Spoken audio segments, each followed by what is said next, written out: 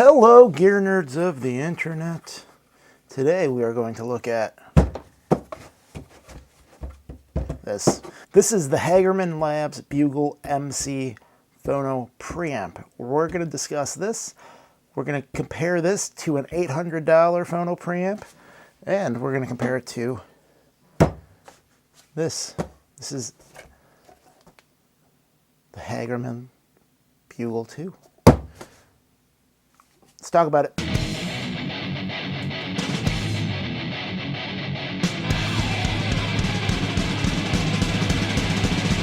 Six in the morning. So first I have to give a big thank you to Jim Hagerman, who has sent this to me to review. Now that if you sell anything on eBay or receive any PayPal over $600, our fine federal government here in the US has decided that you are a small business and you will be taxed on that. So even as I bought stuff and I sold things at losses, that is now considered money that I've made. So my little hobby channel is in a bit of a pickle. So I reached out to a couple of different makers of products that I like and wanted to review, and Jim is the only person who either responded or said yes. So thank you, Jim. That's awesome. I am not unfamiliar with the Bugle because this is the Bugle 2 phono stage that I have had for years. Many years. This was literally plugged in all the time for 5 years maybe. And it wasn't until recently that I tried to replace this thing. And the reason being is that this thing, as you can see, is in a plastic case. And an issue with a plastic case is that it doesn't prevent RFI, or radio frequency interference. So what that means is that if you have this near this, or this is near some sort of like Bluetooth streaming device, or if this is near your Wi-Fi router or any other potential creator of RF, you're going to get a noise. So on the newest version, there is a version 3 of this. This is 2. The newest version of this is in a metal case, which prevents that. You want a demonstration of that? Let's demonstrate. Now already, you could hear a hum. I don't know if you could hear that. You hear that? And that is because I am sitting in my basement, and my basement has a fluorescent light up directly above, right here. Watch this. The closer it gets to that light, the more you get that noise. But that's not it. That's not all. That isn't nearly all of your problems with a plastic case. This is a cell phone. We all have one of these. Hear that? That is a problem.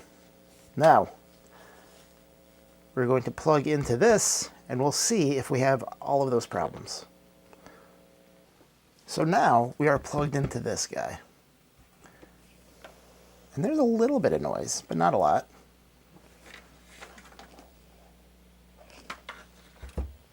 It does not get appreciably louder when I move it closer to the light.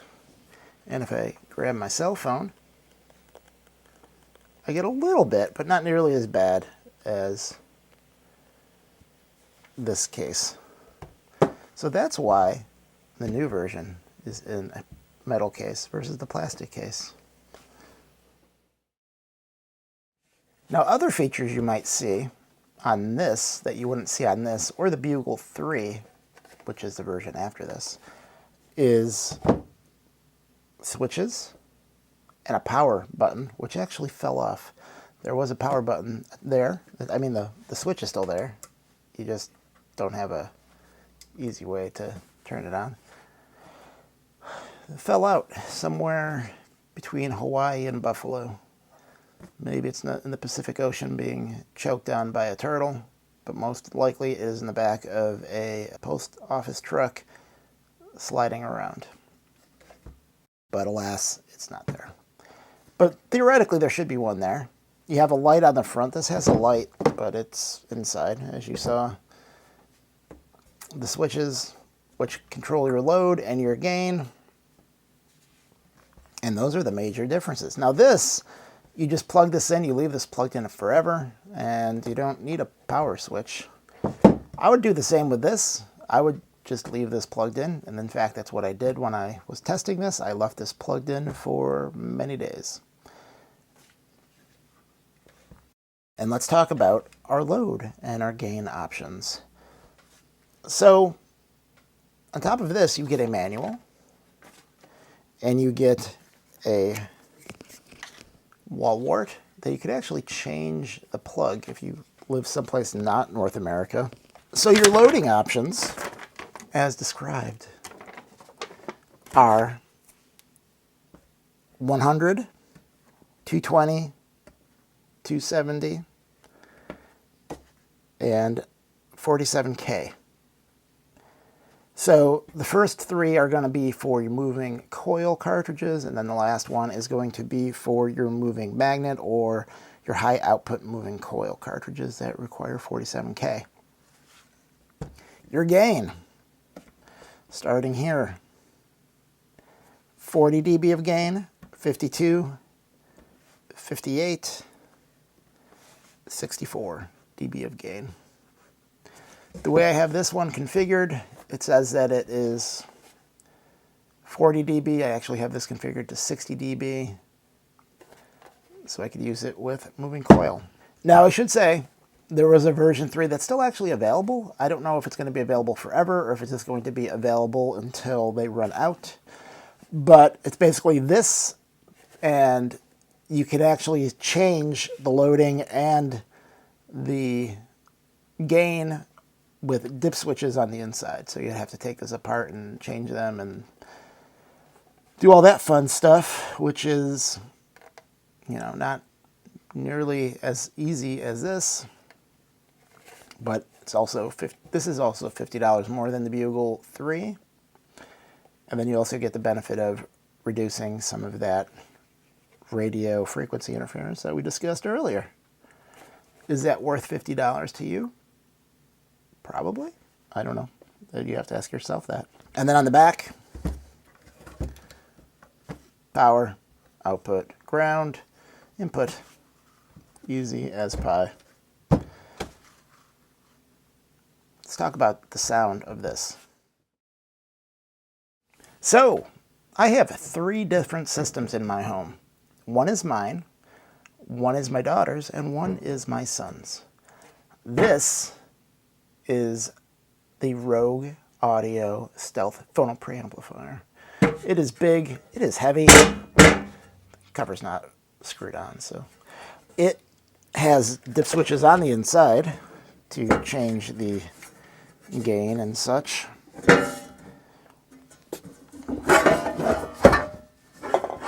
This also has some very expensive capacitors in there that I upgraded. There's a video on that. But here are little dip switches where you can change the gain, the loading, the capacitance.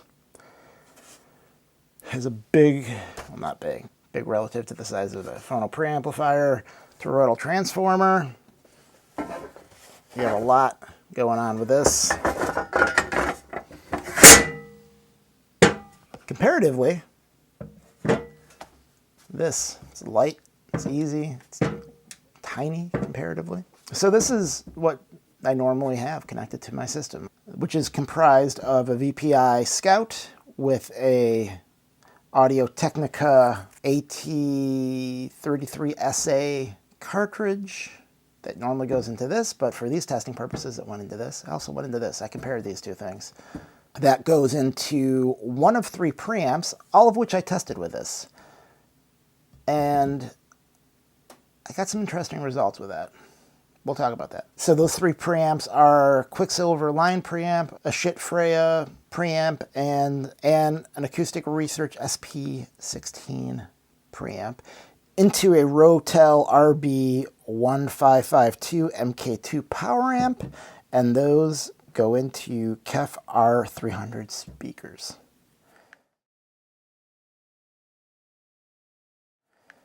So I put on a record. I put on Sonny Rollins' Saxophone Colossus, listened with this, sounded beautiful.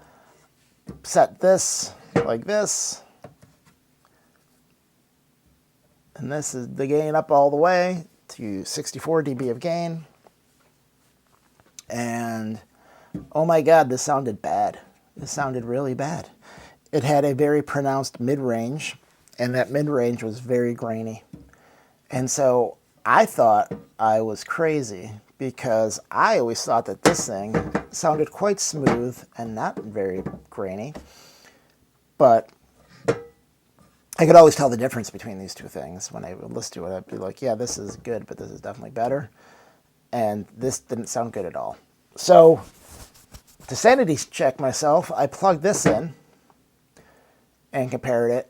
And I thought, this still sounds good. This sounds bad. How can that be? So I was thinking, well, this is set to 60 dB of gain, and I had this at 64. So I thought maybe this was hitting the clean headroom of that chip that it's using. So I brought and it's the same chip, by the way. I verified that. So I knocked it down. And now the sound was similar, but this was still grainy and didn't sound nearly as good as this. And I said, okay, so what are the differences? Because essentially these circuits are very similar. Now, there are people who will say that dip switches are going to be better than actual switches like this because it's going to have a shorter signal path and it'll be less signal degradation. And that's important, especially on a preamp, a phono preamp, because you're dealing with a very small signal to begin with, and you need all that signal. So I thought, is that just it? Is it just this? Could that possibly be? And I know that even like Ron Sutherland says that even dip switches impact the tone of the preamp, which is why he uses jumpers. So I didn't find that very compelling, quite frankly. I know that there might be a tiny difference, but it shouldn't be as noticeable as I noticed. And I thought, what other differences could there be between these two things? And I thought, well, I had this thing for like 8 years now, and it was plugged in for, I don't know, 1 billion years. This is brand new. This is off the rack, brand new. And that brings me to my agnosticism on the idea that electronics need a break-in period. Because I tend not to believe that. I think that that is voodoo audiophile hogwash. And then I had this, and I'm like, okay, well, either this thing is not good, or maybe it needs to break in. So I put on a bunch of records, I turned off my power amplifier, and I let it play a couple of records, front and back, and I listened to it again, and holy cow, it actually sounded better. And now I have to deal with that. I have to deal with the fact that maybe break-in is a thing. And I guess if I think about it, maybe it's not completely insane, because inside of here and here and here are electrolytic capacitors that need to be formed. Could it be that they need time to form properly, and that's going to cause it to sound different? I don't know. It sounds crazy, but in the comments below, if you've actually experienced something where it sounded bad and then sounded better after some time of it sitting plugged in, actually doing its thing, let me know, because I feel like I'm a crazy person. It's definitely not what I suspected this phenomena was, of like, oh, you just listened to it and your ears got trained to that sound. It's not it at all. I wasn't listening to this as it was playing. I listened to it, I didn't like it, I shut it off, I put music through it, and then I came back to it and it sounded better. Explain that. Answer that. So, anyway, first thing I used was the Quicksilver, and this, as it broke in, it still had a pronounced mid-range compared to this. This was more balanced across the entire frequency, whereas this had an upper mid-range that kind of poked out a little bit, like that Sonny Rollins, that saxophone pops out more, whereas in this it is kind of neutral across all the other instruments. Said, okay, that sounds a lot better. Then I said, okay, let me try this with my other two systems. So I waited until my daughter and my son were out of the house, because they don't like me touching their stuff, even though I bought it. And I snuck up to my daughter's room and I tried listening to some music on her system. Her system is the lowest I would recommend anyone starting with vinyl, which is a Crosley C6 Turntable with a built-in Phono Preamp. Now, you hear Crosley and you think it's one of those all-in-one things with a CD player, a cassette deck, a toaster, all that crap built into one. This is actually just a turntable with a built-in Phono Preamp. It also does Bluetooth, but who needs that? And that has a Technica AT3600L moving magnet cartridge. And so her system goes into a Pioneer DJ DM-40D-BT-W set of powered speakers. That has a 4-inch woofer, if you want to call a 4-inch speaker a woofer. And so I tried this with that. And the difference was negligible, quite frankly. I did hear a bigger soundstage. It was maybe a bit more bassy. The image was clearer. But I think the normal listener of that system would not be able to tell the difference between this and that built-in Phono Preamp, which I was kind of fascinated by because I expected a bigger difference. I thought that built-in Phono Preamp was going to be the weak link in that chain, but it must be either the speakers or maybe even the cartridge. I've actually been considering, I'm going to do a review of that, and I think I'm going to put this on there. This thing always makes an appearance on my channel. So I was like, okay, that's cool. I mean, this is called the Bugle MC.